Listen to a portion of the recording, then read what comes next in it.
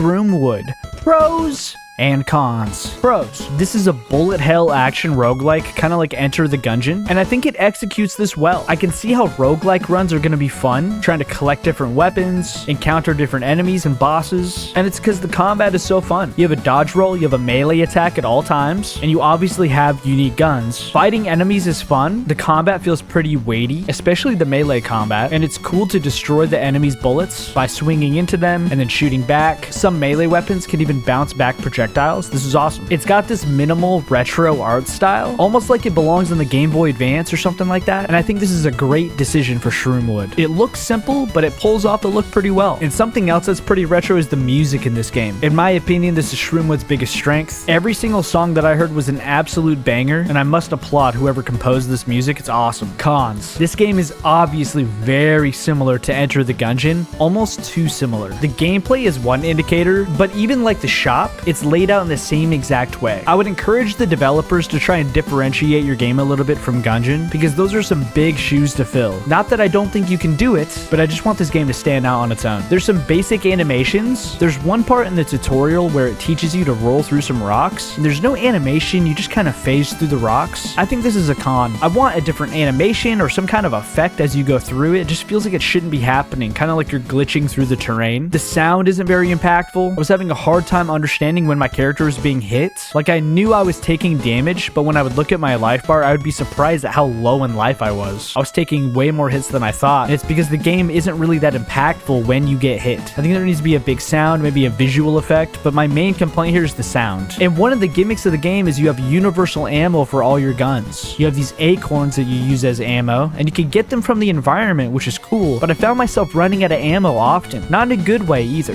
Gungeon does this well because you have different ammo for different guns. I'm just not sold on the universal ammo mechanic, and I have my doubts. Overall, this game obviously wears its inspiration from Enter the Gungeon on its sleeve. Now, even though you could definitely find worse games to be inspired by, I really hope Shroomwood figures out a way to differentiate itself from Gungeon. This game is responsive and it's generally fun to play, but I find it hard to see why a player that is a fan of both games would pick Shroomwood over its inspiration. Hopefully, as this game fully releases this year, we can get some different gameplay styles and ideas to make this game stand on its own.